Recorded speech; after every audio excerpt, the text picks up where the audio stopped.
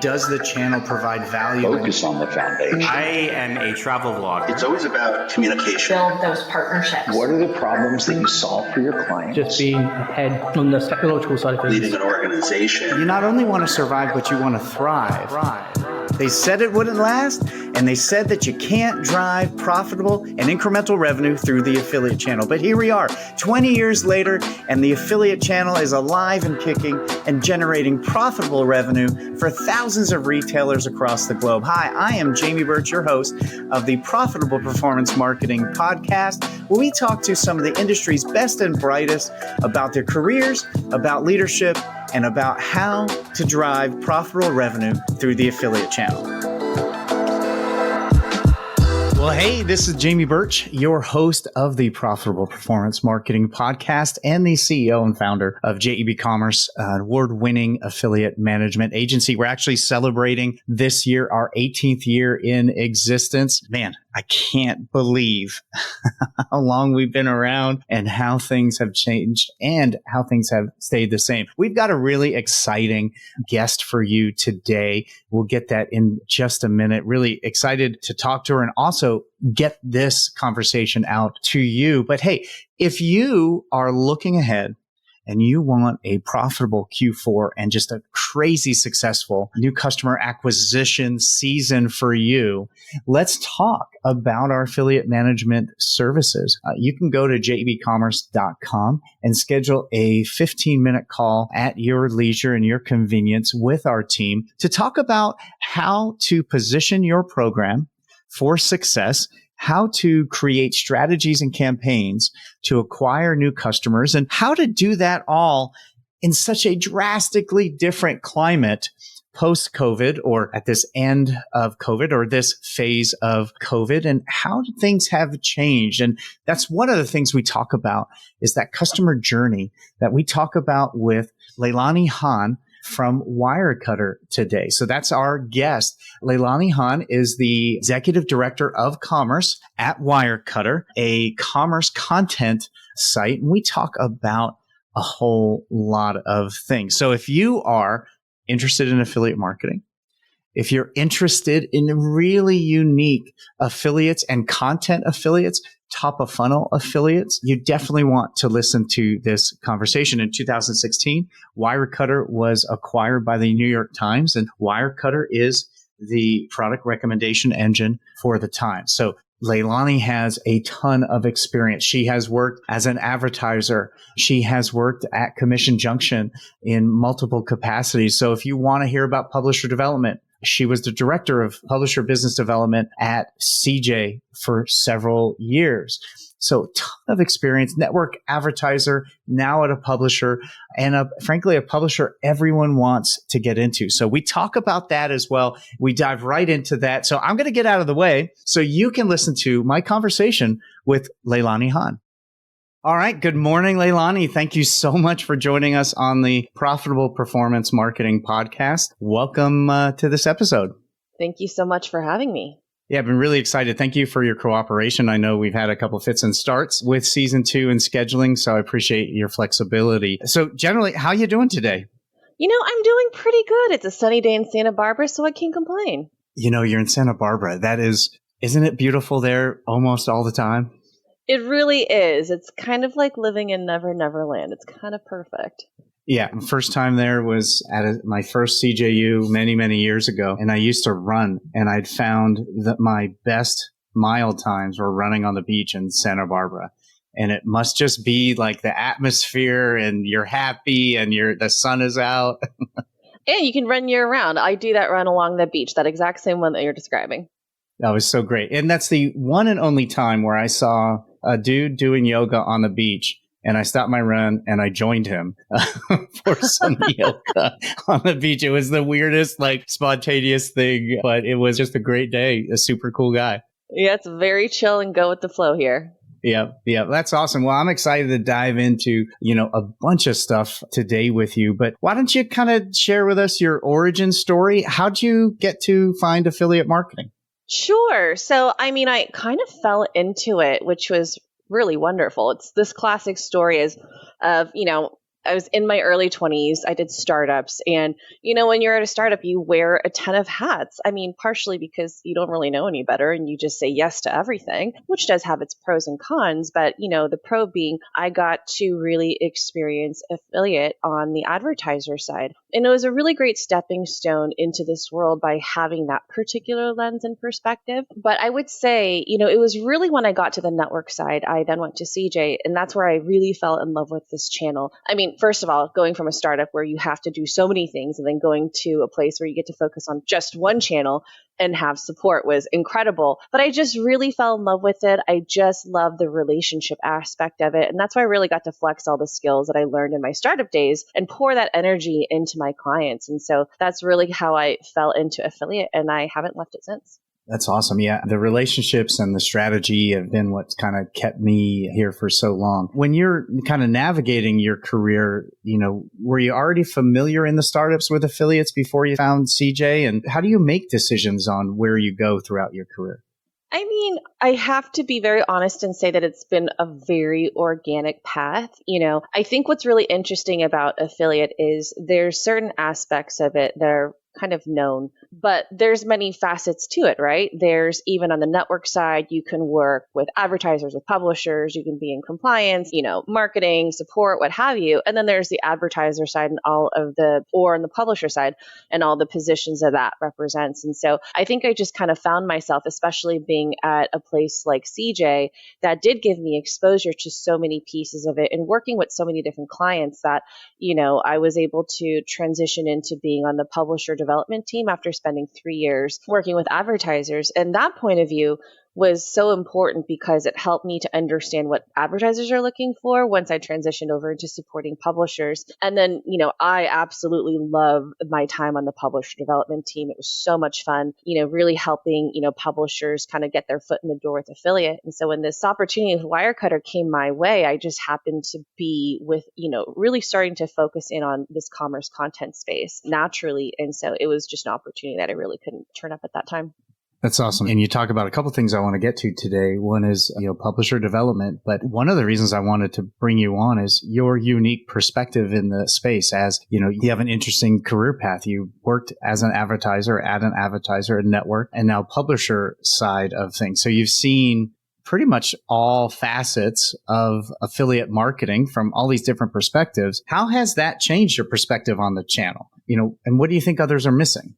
I wouldn't say that it's necessarily changed my perspective per se. I think what I would say is that it's added so many additional dimensions of knowledge and understanding. And I think it became the most apparent when I came to Wirecutter, right? I have kind of a gross analogy that I like to use a lot simply because I'm not creative enough to think of a better one. But, having been on the advertiser and the network side and worked with advertisers and publishers, you were pretty familiar with how publishers work. A lot of commerce content publishers were my clients. So I was pretty familiar with their businesses, but I kind of liken it to being told how the sausage is made versus actually going inside the factory and seeing how it's actually made. There's familiarity, but it's very different seeing it. And so I would say that level of understanding is so fascinating because I think what's key there is in terms of what, a perspective that one other side might be missing is just the understanding of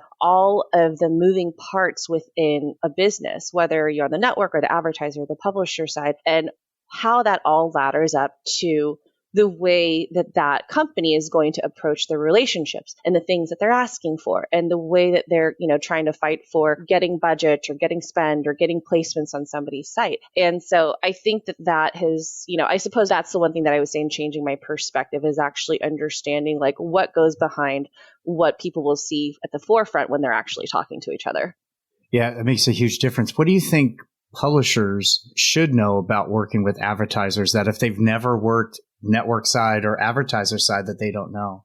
Sure. I would say some of the common challenges that any business has is going to be true for the opposite side. And I think what I would say is to just have the understanding that just as much as you're trying to grow your own business, the advertisers as well, but they're also often trying to, fight for budgets within their own company. They have their own product roadmaps that they're dealing with that may impact the way that they do business with affiliates. They have their own strategic priorities, and they're really trying to bring all of these pieces together, all of these puzzle pieces, and fit it together in a way that's going to make sense among the thousands of various publishers that they're working with to find the best path forward for each individual relationships. And so I think just as much as publishers, the one thing that I will say is that at least on the publisher side, like you have your business and you figure out which way you're going to go about executing on that with said advertisers. Whereas with the advertiser, they're trying to do the same, but with a lot of different types of like publisher verticals, which can represent a lot of unique challenges. And so I think what I would say to a publisher is that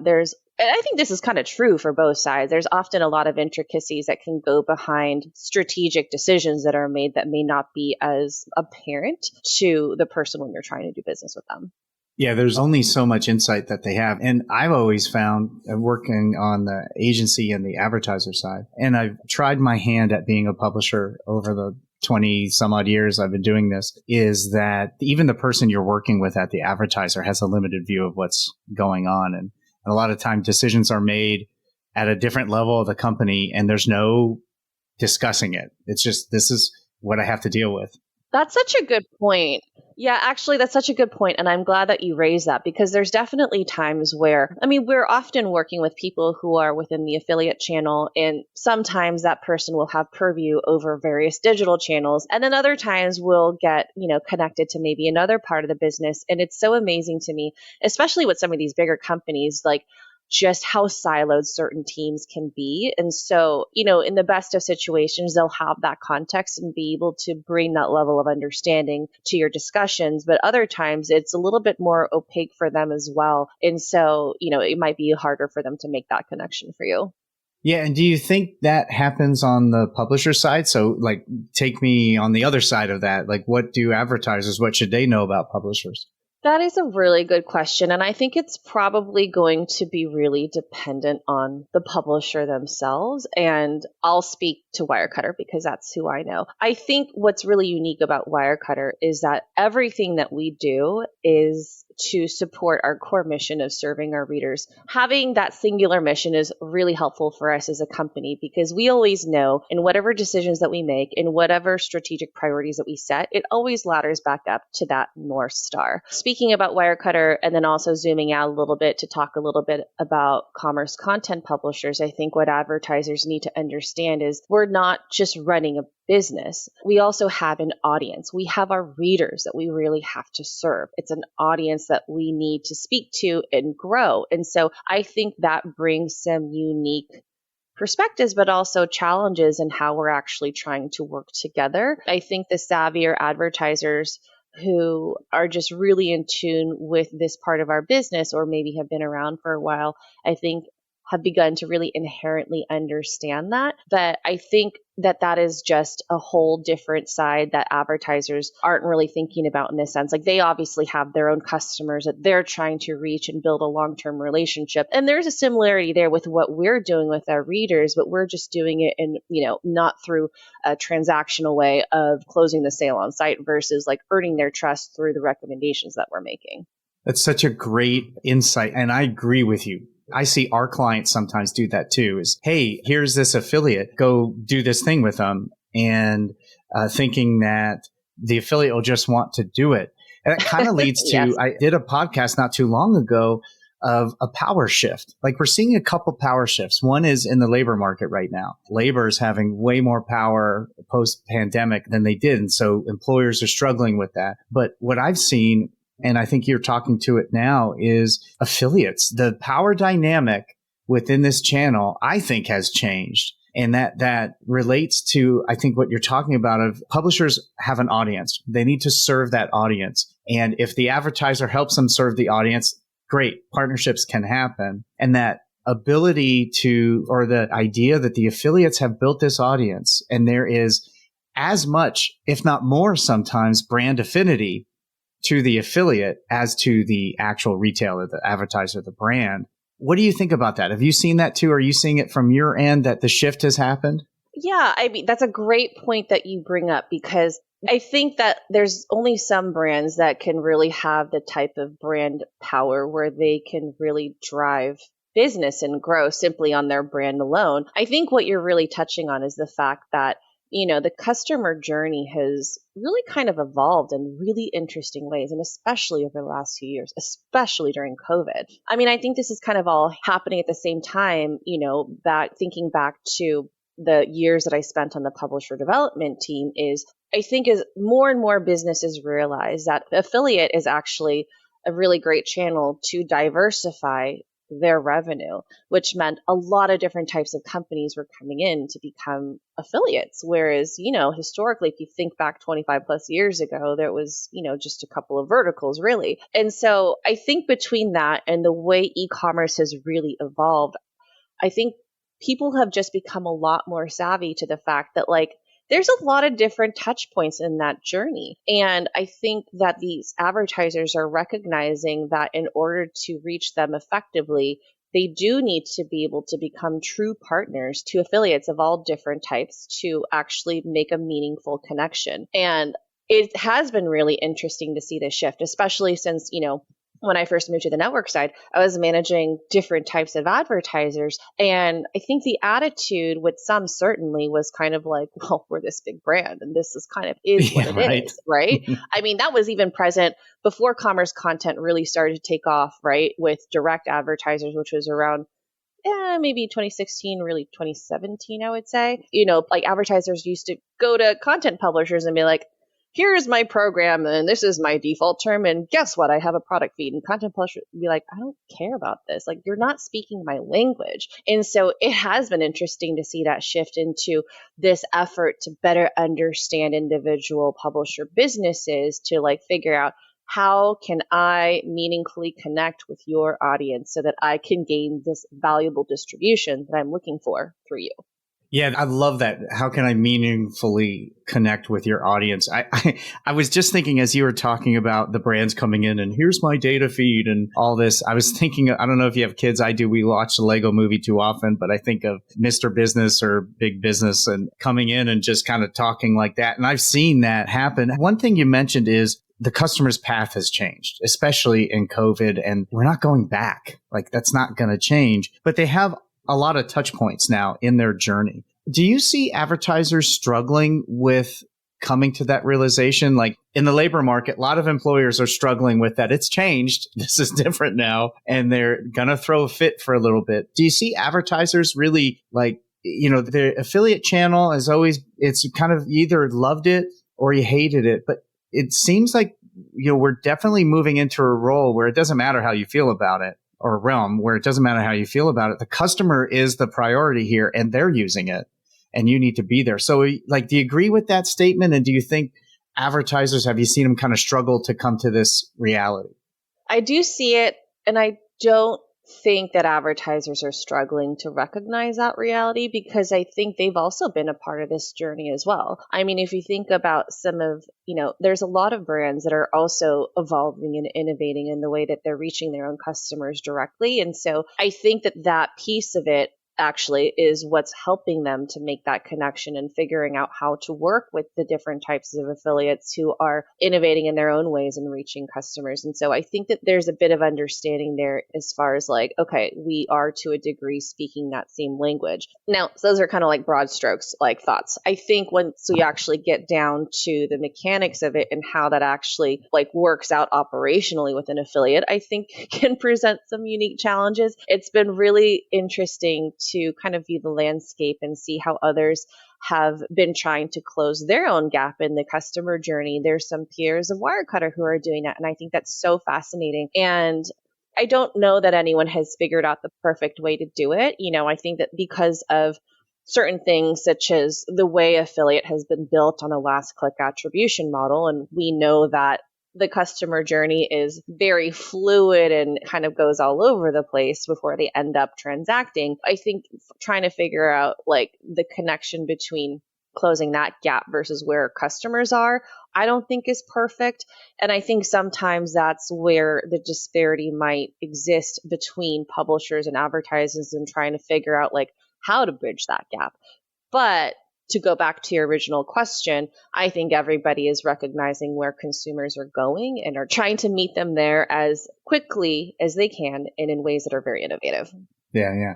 We're seeing a lot of capital come into the channel, a lot of acquisitions and things like that. And I think that all leads to how important the channel is. I love what you said about diversification. And it got me thinking of that added benefit. I always looked at it and had thought about it as an innovative tool, a tool for innovation. You're an advertiser and you manage your paid search channel and your email and maybe display and maybe a few other things, programmatic. But you only have 4 or 5 arrows to test really when it comes to it. But you're working with affiliates and they get to try, they're all trying a million different things and you're working with 1,000 partners, maybe more. But the idea of like diversifying your revenue stream, that was really a unique take on it. I appreciate you bringing that up. One thing you have mentioned a couple of times is publisher development. So you at one point in your career were the director of publisher business development at CJ. So talk to me, what is publisher development and why is it so important? Sure. So why is it important? Just going back to the diversification, it's helping to diversify the channel in general, right? Just to be very candid here, like, let's be real. Advertisers might pay the bills. They do. But distribution is a lifeblood of actually reaching audience. And, advertisers, they're always looking for growth, right? They need to grow top line revenue, but they have all these other KPIs that they're looking for this channel to answer to. And so in order to do that, they need new publishers to diversify their programs. And again, going back to that customer journey, it's evolved so much. And so it's just a great way to be able to get into those touch points, especially if, to your point, maybe an advertiser isn't doing some of these innovative things themselves. It's a great way to be able to tap into it when maybe you don't have a resource internally to be able to launch some of these types of campaigns. And so I think if an advertiser actually wants to stay relevant and competitive, they do have to have a solid recruitment strategy. And so publisher development is necessary so that we can help to answer to those needs. And, as far as like what is publisher development, I have to say this was actually one of my most favorite jobs that I've ever had. But just to kind of break it down, it's really about taking a partner, somebody who's got a pretty distinct audience, a distinct business model, and helping them to figure out like, where does affiliate fit into their business, their priorities and their revenue goals? I think that like, just to dumb it down, sometimes a publisher you'll see come into a network for one reason or another. I think that like there's sort of this kind of basic understanding like, oh, affiliate's so easy. Just like put up an affiliate link and then like you earn commissions, which, yeah, in its simplest form, that is what it is. But I think you and I know it's a lot more complex than that. So, I think when you can back it into like, where does it fit in strategically, you can actually help to create a very meaningful channel for this partner. And it's not just about making the connections. Publisher development is about helping them make the right connections, like really honing in on the advertisers that fit into said strategic priorities. And then helping those advertisers and their account teams to understand the unique value proposition that they have, not only to their audience, but to the advertiser's business. And, it also entails advocating for them and being honestly a strategic consultant so that they can take what starts out as a pretty nascent program and develop it into that meaningful channel so that, this channel ends up having like a seat at the executive table. And so I think that's what was so exciting for me when I was in that role is to just getting like really creative in figuring out like, how do I turn this into something meaningful for you? How can I help you win internally and make this like a really exciting opportunity for your company? That's great. Again, I hear these themes of partnership, really understanding each other on both of those sides. Talk to me about time frame. Like one of the things that we see is this, and you're nodding your head, you probably already know what I'm going to ask, but we see this misconception of, if you build it, they will come, and it's a channel you can turn on and off, and it can happen rather quickly. But publisher development, talk to me about time frame from the start to having them produce revenue for a partner. What does that really look like in reality? That is such a great question. And I would actually argue that it's not too dissimilar to an advertiser who's starting up an affiliate program on their own. I mean, I don't think that you can expect that anybody coming in fresh to this business is going to be able to turn on and like the spigot of revenue just starts to flow. It does take time. And, just to be candid, there's even times like where internally where you'd have to really try to explain that this is the long game here, right? And in terms of time frame, it could really run the gamut. But I think what it really boils down to, just like any organization, is how much support you're going to have from the leadership team, as well as the resources that you're able to garner. That was actually one of the things that I would help to consult on with the clients when I was on the publisher development side, is to how to gain buy-in. And so that's such a critical piece because, as you know, as any business owner knows, like if you don't have the resources, there's only so much you can do. And so it would really kind of vary. Like you'd have some publishers who would come in who had already prioritized this channel and knew that they were going to invest in it and were ready to make those connections. And from there, like maybe it would be a few months. But for a lot of others, it was like maybe 6 months to a year before you would actually see something start to become meaningful. And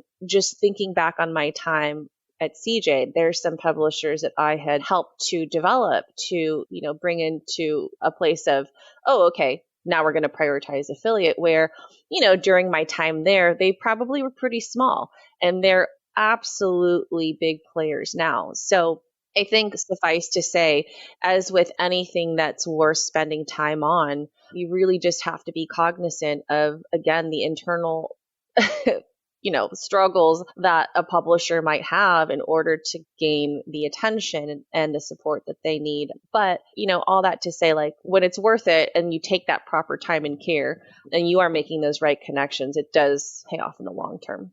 That's great. One of your points of like it being a long term, there are a number of affiliates that in the last 7-8 years have sold their business and acquired that. I remember working with them and teaching them what a data feed was or advanced linking techniques because they were just starting out. Like it is a really long-term play. One thing you mentioned was you helped in your role in publisher development, you help people get buy-in. Are there any sort of concepts and I didn't include this in the questions, but I'll throw this out there on the fly. Are there any like key concepts or strategies or things that you found to be useful to help them get buy-in from their, other people, other stakeholders in their organization? Honestly, it goes back to understanding like, okay, what are your company's priorities? Like, what are the KPIs that you're trying to hit? And why are you even in this channel in the first place? And I think once you actually start to have that understanding, then you can actually start to make the connections into where affiliate can fit in.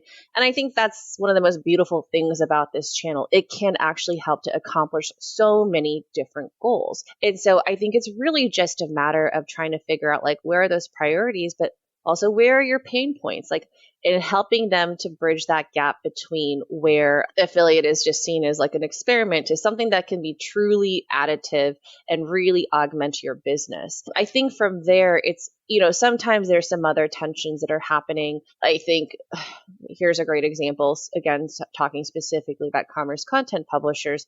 I think on the one side, at the publishers, you may have some internal tensions between this small little nascent team who's trying to get affiliate up and running. And then there's like the advertising sales team who are feeling very territorial about what this could mean for their book of business. And then even on the flip side too, this happens far less now because the industry has evolved. But what year is it? 2022?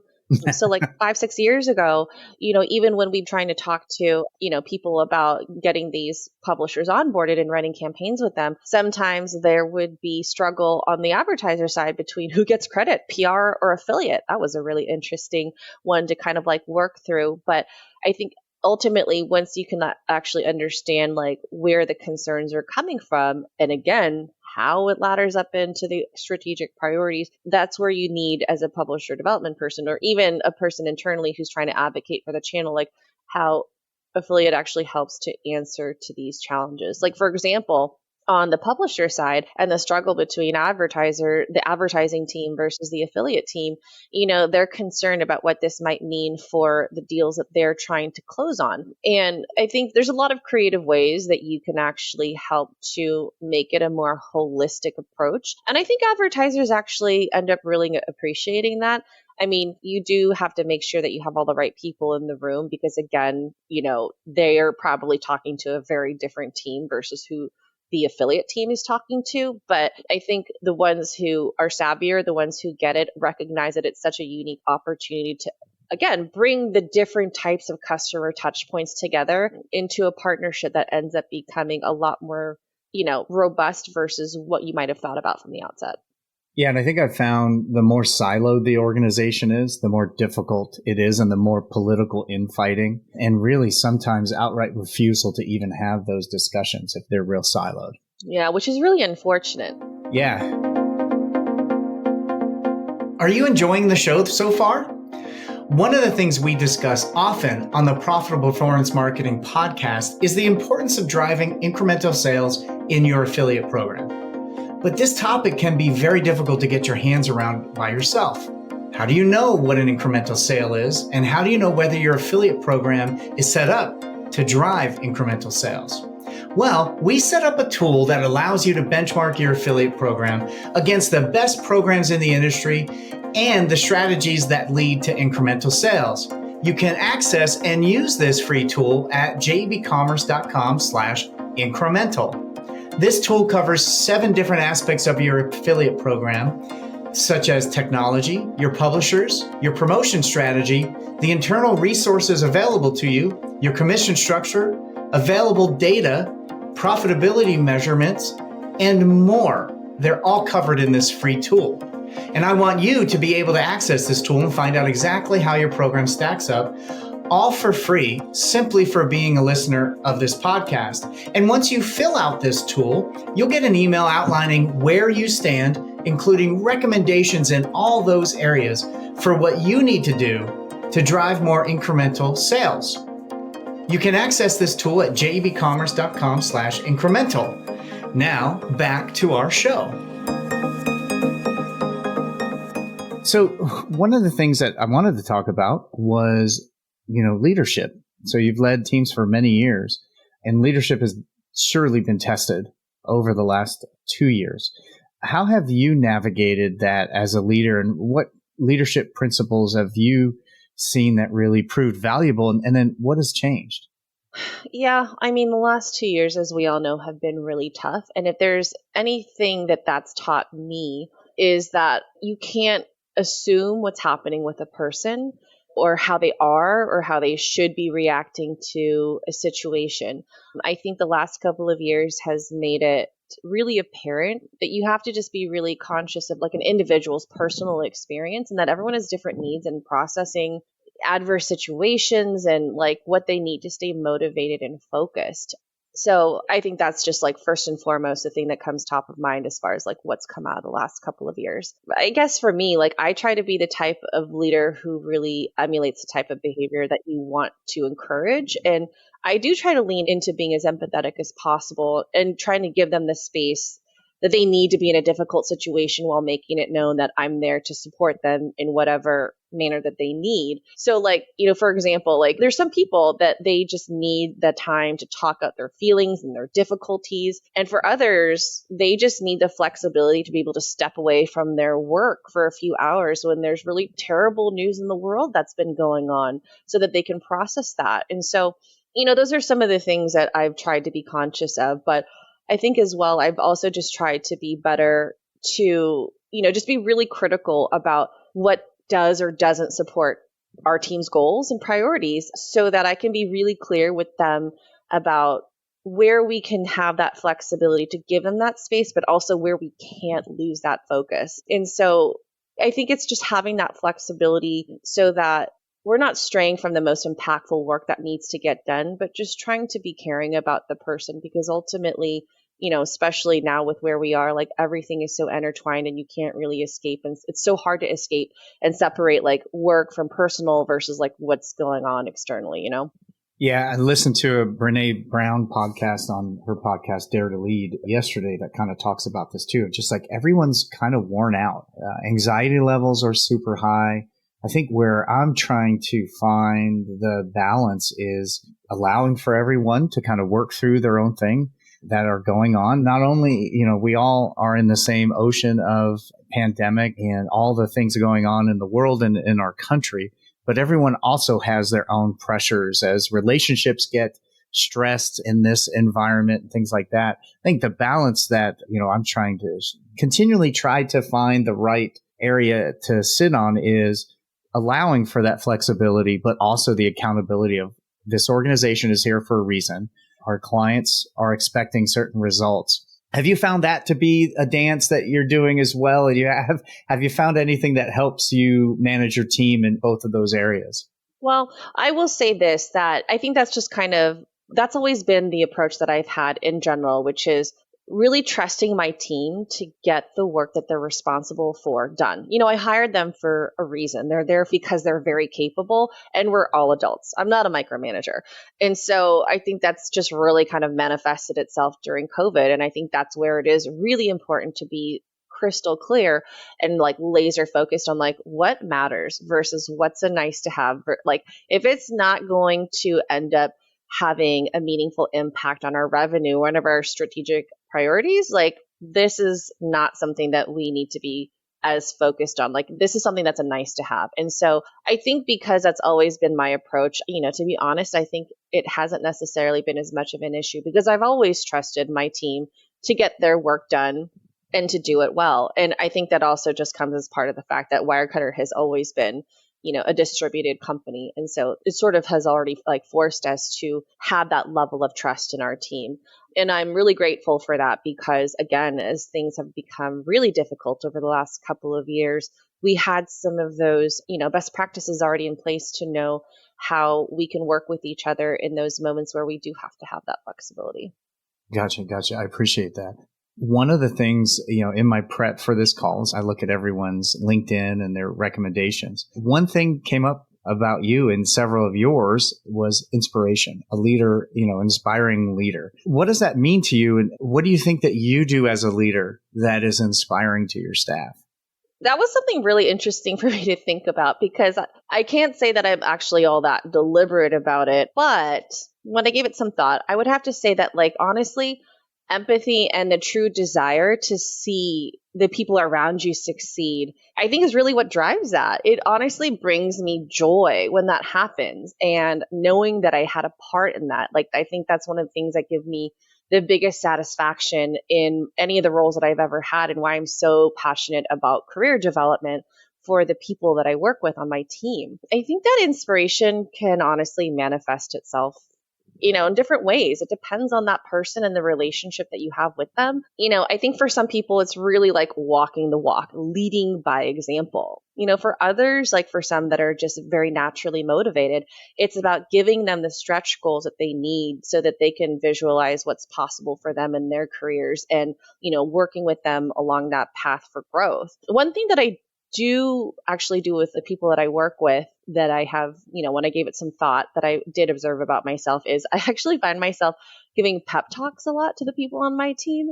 And it's honestly not just lip service. I think it's just something that is a part of my style of coaching that comes along with mentorship is to give that type of encouragement to a person that'll give them the motivation that they need. And sometimes when they might be lacking that confidence in themselves. And I think that is a forte of mine. That's great. Now, have you seen the importance of those pep talks or the frequency change with kind of what everyone's been going through and moving out? Or have you just been solid on that? That's been an important thing for you and it continues to be. It's something that I've always incorporated in just the way that I work with my team. And we're also just very deliberate about, having those regular check-ins with your team members. And I have skip levels with my direct reports. And so we do have the opportunity to be speaking to each other regularly and for me to be able to do that consistently. I love that. And we're kind of going into this next topic that I wanted to talk about that I know is important to you is career development of your team members. So how do you define what career development is and what's your process that you follow to help your team members advance?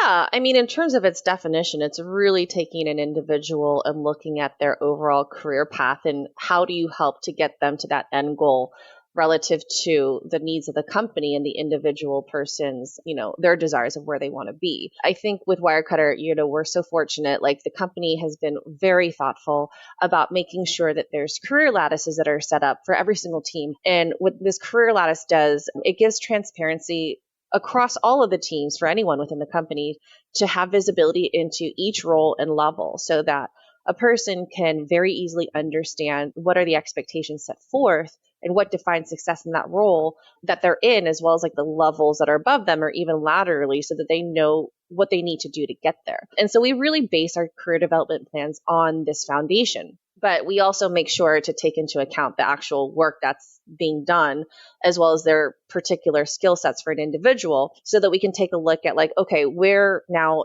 is there opportunity for growth?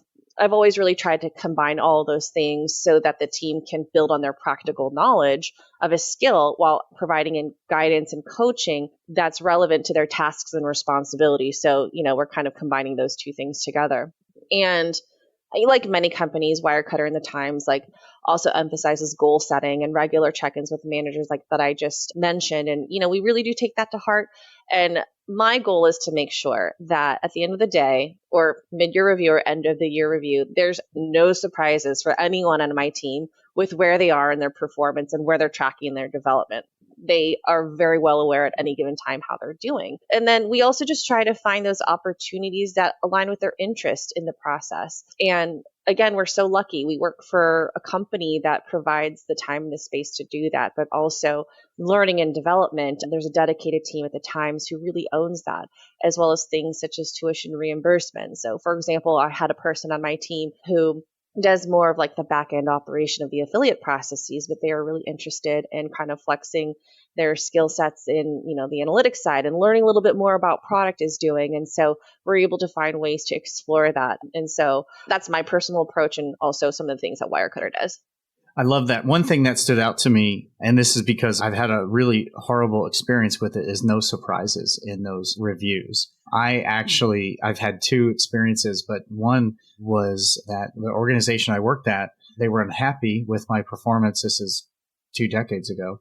And they let it go and didn't say a word until the annual review. And I got hammered in it. And when I said, well, why don't you guys say something like, did this just start? And they're like, no, it's kind of been going on the last 12 months. I'm like, I've literally been pissing you off for 12 months and you let this go. And I ended up quitting that day and left. And that felt so awful, to leave me sitting there. And so that's something that we say too, these reviews, we're going to be talking about your successes. We're going to be talking about the last plan that you had and your progress on that, and then what's next for you. So the no surprises thing is super important. Were you taught that from a mentor, or how did you come to that? Is that just something like Wirecutter does? Those best practices are in place at Wirecutter, but this is also something that I've developed over the years. I have been incredibly fortunate since very early on in my career, all the way to the very first internship that I had, where the managers that I had were mentors, true mentors, and they really went out of their way to take me under their wing and to teach me and give me guidance and explain why behind something we were doing. And so I think because of that, that sort of just became a part of my style because that's what I've always known. And so I've been very, very lucky in that regard that I've been able to have amazing leaders to emulate. Yeah, I love that. Managers were true mentors. There's a level of intentionality. You can't mail in managing people, right? In order for people, I think, to advance in their career and get that development, it needs an intentional leader. You have to spend the time to do that. Now, I don't know if you guys were remote or hybrid beforehand, but has that, is this shift to remote during the pandemic and kind of now, has that changed anything about how you lead teams? I know for me, I was a real big proponent of management by walking around. So when we had an office and everyone was there, I could tell if someone was struggling. I could also hear if someone was, a couple of people were talking about a topic that I could help them with. We don't have those two tools that were in my toolkit. Has anything changed for you in your leadership style and even development with kind of where we're at now?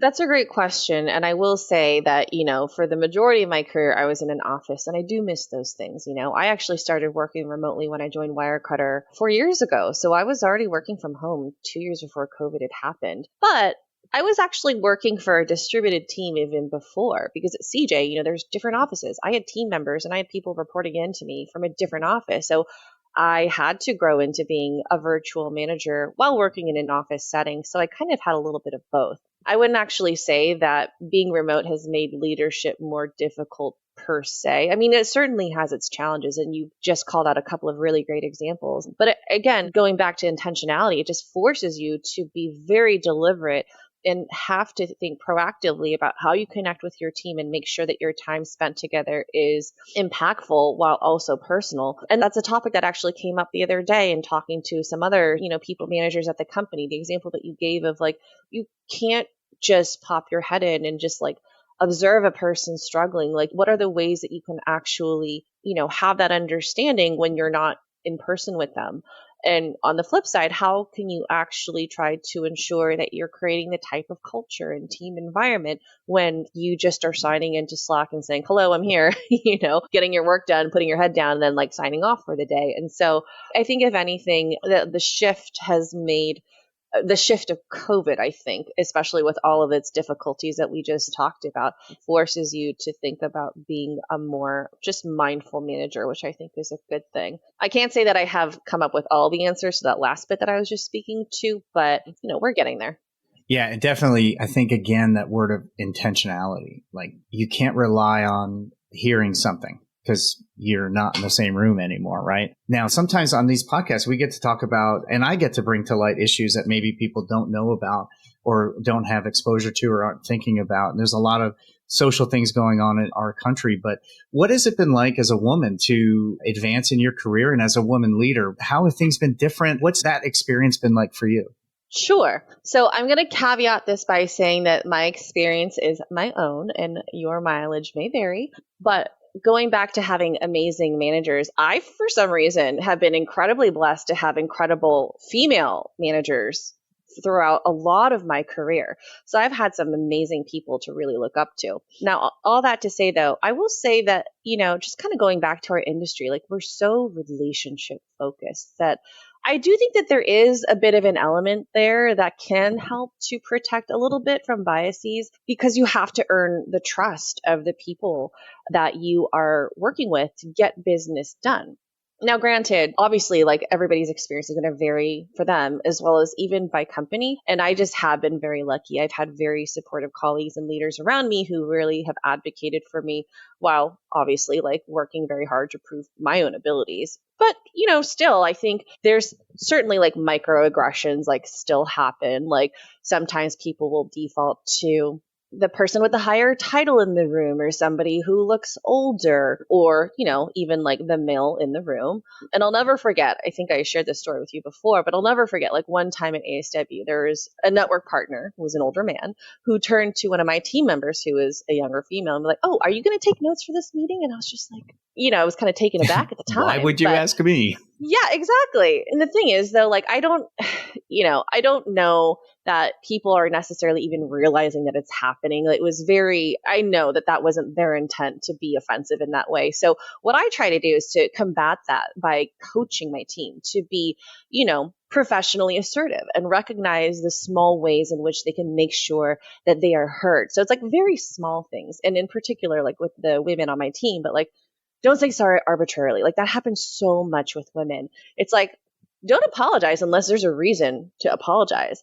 And also stop asking for permission. Do you think it would be okay if we could meet at this time? And I'm no. Why are we asking for permission? State your needs, the reason behind it, and ask them to take action. And if they can't, what are the other options, And so it's very small things like that, that's my way to make sure that I'm lifting up the minorities around me so that they can have as best of an experience as possible.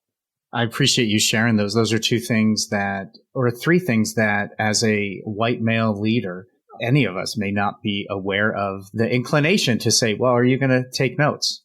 And not realize that there's an unconscious bias there, that the woman is going to take notes. She's default secretary role, to use that term. But also, I think as leaders on my end of that, also to recognize what you said, that the saying sorry and asking for permission, those are two things that happen that we can be aware of in that. So I appreciate you bringing that up. But the intentionality comes at play here of you pouring into your staff, your female staff, to coach them on those things. Because I think we can get up into this forever, but how society views women and men and what we train and teach each is different. So I really commend you for that. So let's move on in the last few minutes here to Wirecutter. So give me the ins and outs. What is Wirecutter?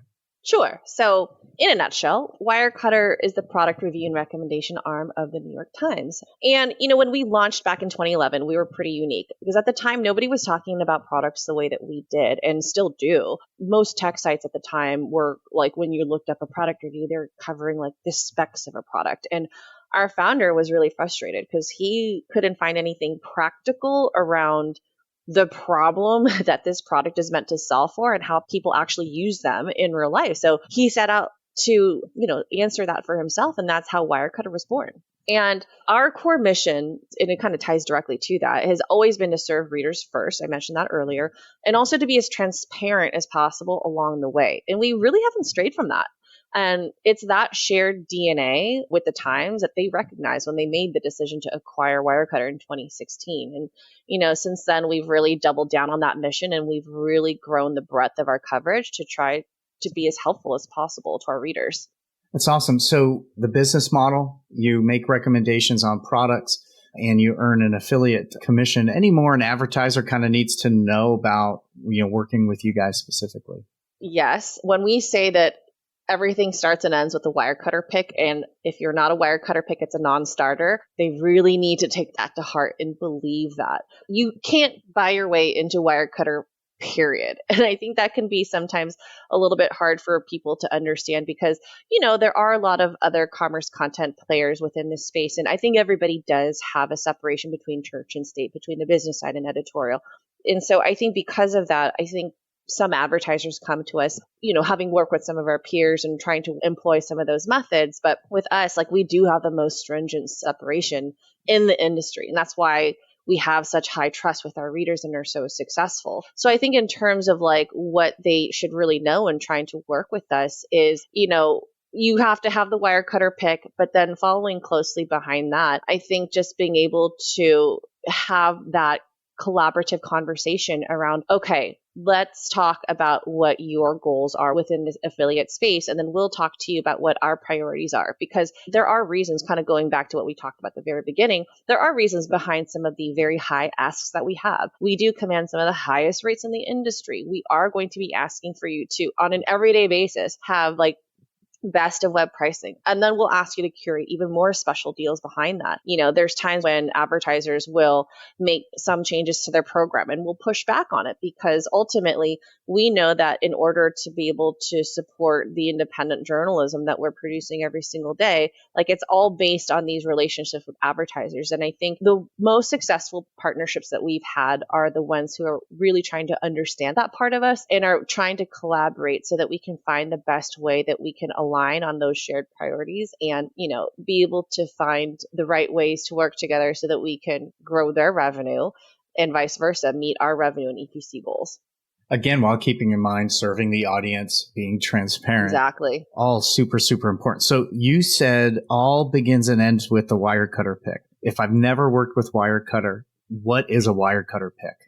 Becoming a Wirecutter pick is really an indication to our readers that this is a product that we would recommend to our best friends, to our mother, something that we would recommend personally. And we never recommend anything that we wouldn't to our personal network. And so I think because of that, there is this amazing trust with our readers. They know that a Wirecutter pick is something that is going to be not only a great quality product, but something that's going to actually fit the needs of their life. The one thing that I will say is if you're ever looking for a recommendation on a product, maybe take the 5-10 minutes to read our 7,000 to 10,000 word reviews, because what I have actually really come to love about our reviews now that I've been at Wirecutter for 4 years is that it will oftentimes get into like, not just like, okay, this is the toaster oven that you purchased to toast your bread or what have you, but actually gets into all the other various ways that you use a product, and sometimes brings to light some features or ways that you would use it you wouldn't have even thought about. So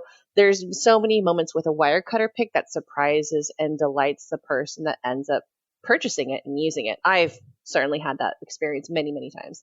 Yeah. So it sounds like, and tell me if I'm wrong, traditional affiliate marketing back in the day, it's pretty simple to communicate with an affiliate. Here's an offer. Here's a product. We're going to work together, move on. But it sounds like with especially this pick, advertisers need to lean more on maybe what they've done in PR of saying, hey, I know your audience. Here's what we think would make a good idea, and really kind of present it to you in that sort of pitch way instead of like, hey, we want to spend money. Let's go do this thing. I'm so glad that you asked that question, because I do actually want to make a distinction there. What you described, I think, would be very appropriate for other commerce content publishers. And I know a number of them actually really appreciate that type of approach when you actually take the time to understand that connection. It is different with Wirecutter, though. What I will say is that an advertiser can't pitch our team, the commerce team.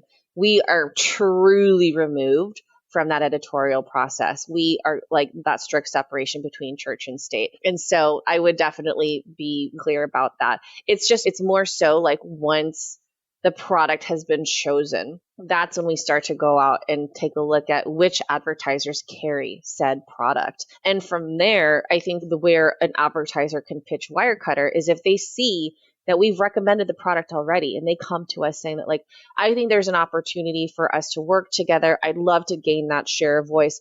Here are all of the ways that we can not only work together, like such as like from the commission standpoint and like cookie window, but actually more meaningfully, like how are you creating a great shopping experience on your site? Because ultimately our team, we're part of the entire Wirecutter experience. We really view ourselves as taking, extending this amazing editorial experience with these great recommendations and extending it to the buying experience. Because at the end of the day, Jamie, like if you go to Wirecutter and you decide to buy something and I send you to a third tier retailer who is only on Wirecutter because they threw a bunch of money at us and you end up buying it, it takes forever to ship, it ends up coming to you broken, their customer service is terrible. Like, are you going to shop through Wirecutter again? Probably not. And so we love it when an advertiser comes to us and actually tells us like what value props they have for our readers and shopping through them. Because ultimately, I mean, that ties back to the experience, which has a direct connection to conversion rate. Yep, definitely. So if I'm an advertiser and I want to start working with you guys, what's that process? So we got real good clarity on the pick. Is there another way to get the foot in the door? How does that work? You have to carry the Wirecutter pick first and foremost. That is the only way to get your foot in the door. Gotcha. Okay. But outside of that, everything that I just described, like make your case by first telling us how amazing you are for our readers to shop with you. And then, come up and be as competitive as possible on the rate, as well as what you can offer to our readers through other cool perks, like curating a very special deal that only Wirecutter readers can purchase through us for that product. Awesome.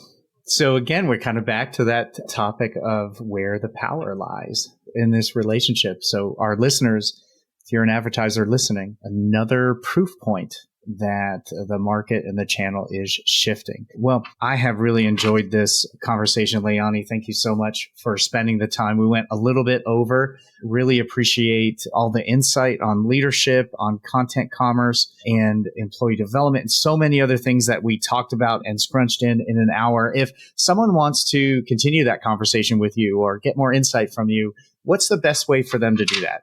Sure. You can find me on LinkedIn very easily. Leilani Han, send me a message. All right. Well, we will link to that as well in our show notes. So thank you so much for joining us. Really a pleasure to get to know you more and talk about all these very important subjects. I know our listeners will benefit greatly from it. So thank you for spending this time today. Thank you so much. It's been really fun. Awesome. Wow. What a conversation. I hope you guys got as much out of it as I did, learned a ton. And, I'm always, one of the reasons I do these podcasts are I'd love to meet people and get to know them better, and really enjoyed this conversation. Leilani, thank you so much for your time. You really spoke to so many things that are important to me personally. but also important in our industry. So I really appreciate you very much and looking forward to sharing a drink at one of these next upcoming events. It's so nice to say that we'll be able to see each other. I'm sure you feel that way out there too. Like events are starting to happen and everyone's starting to plan. We've got Dealmaker coming up. Impact has an event, Commission Junction. There, CJU in September. We have Affiliate Summit East. There's so many things happening that we haven't had for 2 years. So totally excited to do that. A little apprehensive about being around so many people, but aren't we all? So what a great conversation we had. You know, there are a couple things that I heard is so important is to understand your core mission of your company. Everything builds up to that. And there's of serving their audience and being transparent, always leading to that North Star and that the audience needs to be served. So if you're an advertiser and you're looking at your affiliates and you're trying to recruit affiliates, you're trying to optimize for affiliates, the way we used to do this is we would shout, kind of like a drive-by shouting of an offer or a product or a commission level. That's not really the case anymore. You have to think about their audience and how can you help them serve their audience? We talked about how things change with all the touch points in the customer's path to purchase and how important affiliate marketing is not only to diversify your revenue streams. It's been a pretty unpredictable time in our lives. So having a lot of different and putting your eggs in multiple baskets, that can be really done well through the affiliate program, but also on how important that is for innovation. We talked about recruitment. Did you know it takes sometimes 6 months to a year to see fruition of partnerships you're building? I can confirm that. Her experience is the same as mine. There are times when it happens very rapidly, and there are subset categories of affiliates that can move very, very quickly. But a lot of that innovative work, the new publishers that are coming on board and new publishers that you want to work with, and maybe new content creators that don't know much about the channel, that can take a lot of time. So one thing I want you to think about is how can you change that? One is support from leadership team internally. And also how many resources you provide. If you don't have the resources and you don't have buy-in, you're not going to be able to do really unique, innovative things and reach new segments of your audience. It's one of the reasons why we only bring in so many clients because we want to put the right resources in at JEB so our clients can have these partnerships. So we talked about that. We talked about how to lead during these times. And what Leilani brought to the table was just such a clear proof of how, as leaders, we have to be intentional. And she showed that in the mentorship she provided. In her recommendations, you can see it. She's an inspiring leader. I was inspired by her today. But everything that she's doing in her development, employee development, it's all intentional. It doesn't happen unless you make it happen, and making sure that that happens with the team. And then one thing that I learned, no surprises. Those reviews, as you're doing those with your team, there shouldn't be a time for surprises. If you have a problem with them and their performance, talk to them when you do. Don't build that up for that time. Man, there's so many things, that we talked about. But even when we talked about what it's like for a woman in a professional environment navigating her career and what she demonstrated, we talked about a number of times, the importance of representation. She had the benefit of working for several strong women, as do I. Actually, I look back and I think I've only had one male boss in my history, and that's benefited me greatly. But how important it is for us to see people that look like us, from backgrounds like us, in positions that we want to get to, so that we know like we can get here, and how intentionally we need to kind of look at these unconscious bias. So if you're a leader right now, if you lead one person, two people, or 100, man, take that step away. Look at what are your unconscious biases. If you have no idea what I'm talking about, Google that. And that shouldn't be a triggering or a threatening thing for you. If you're a leader who wants their people to find fulfillment and do great things, you should really want to find out how you are impacting that. So look at those things. And that example of one woman in a conference room and one of the men say, you're going to be taking notes, right? It may be appropriate for that person, for her to take notes in her role. But we may be doing that because of some unconscious biases. So definitely want to prompt you to look into that. As leaders, it's our job to make sure that we're doing a good job of leading our people. And then, if you want to work with Wirecutter, she kind of laid it out. you got to have a Wirecutter pick first, and then you can start working with them. And I love that. It talks to one thing we've been talking on this podcast for a year or so is the power dynamic within the affiliate community changing. And that is definitely happening. So I just want to say, Leilani, thank you so much for your time today. I appreciate all the things that you talked about and your career, and definitely looking forward to seeing you again in person. Now, if you want to reach out to Leilani, you can do that on LinkedIn. You can just search for Leilani Han, LeilaniHan. I'll include a link to her LinkedIn profile in our show notes as well. And I definitely encourage you to do that. We get to meet some really cool people along the way in our careers, and Leilani is definitely one of those for me. Now, if you found this podcast helpful, and the recap has been a little long, sorry, there's so much we talked about though.